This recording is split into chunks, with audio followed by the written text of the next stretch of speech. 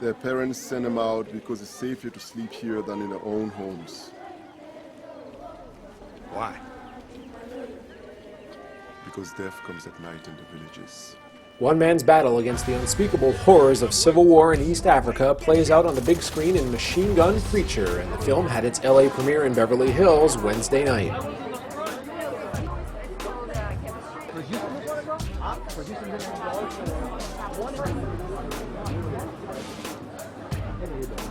The film tells the real-life story of Sam Childers, a drug-dealing, tough-as-nails biker gang member until he found religion, shed his criminal past, and devoted his life to the rather risky practice of rescuing hundreds of kidnapped and orphaned children caught up in the middle of Sudan's bloody conflict, not the least of which included building an orphanage smack dab in the middle of one of the most hostile territories. Gerard Butler plays Childers, and prior to filming, spent a year researching the man and his seemingly impossible mission to save as many people caught in the crossfire as he could. I can save some children, John, okay? Do you understand that? I do, but okay, I'm telling you, but right? nothing! This guy, he doesn't get much crazier than this. And the more I got involved with him, the more I spent time with him, the more I learned about his story. You're going, really? Did this really?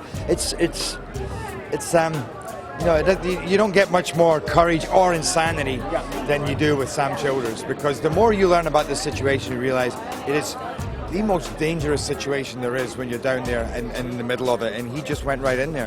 One of the biggest challenges Butler faced was making sure his portrayal lived up to the real deal, and with the real-life Childers always on set during filming, the pressure was indeed on, but co-star Suleiman Desevan says Butler's portrayal was spot on. There was a lot of truth in what Gerard did.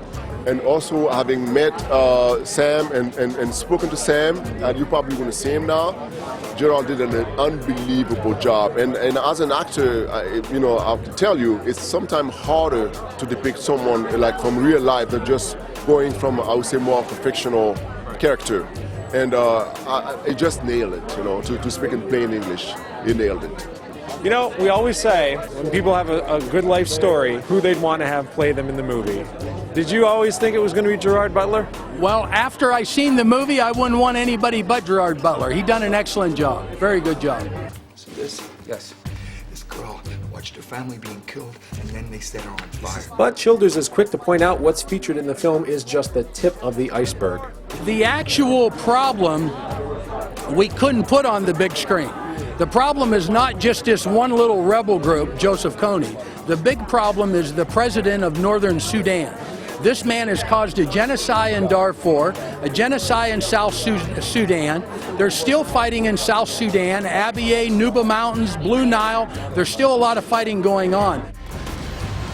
And while it might not be the most light-hearted form of escapism in theaters, many on the red carpet agree that the film should bring some much-needed attention to a very troubled part of the world right now, despite the many issues currently happening here on the home front.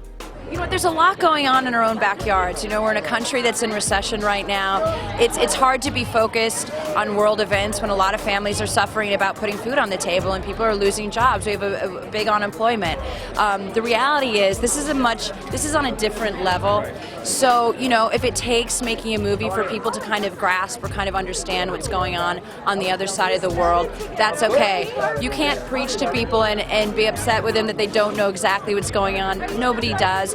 But we can hopefully enlighten them a little bit. Some of the stuff that he sees over there, I mean, we could never imagine anything like that. You know, kids being nailed to trees. He's told me stories about kids just like being nailed to a tree and horrible things, and that we could never imagine. And you're right, we don't have as big of problems over there. And when I read this, it was just like such an eye-opener, because as like a kid looking at other kids, it's heartbreaking, and it just really makes you think like, oh my God, that could be me.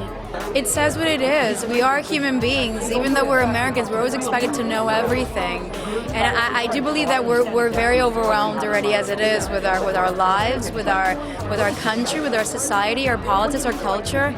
But if anything, I feel like a subject, a movie like this, I really hope that it continues to encourage us to always keep looking, besides what we see on television, besides what we read in our press, but to always keep inquiring, because no matter how bad your things might be on your side of the pond, there's always somebody else who's having a harder day. As negative as the situation in Sudan appears on screen, Machine Gun Preacher is at its heart a film about redemption and hope.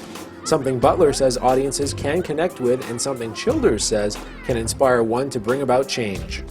I've seen all the women from The View. I've never seen people respond with such heart and loved it.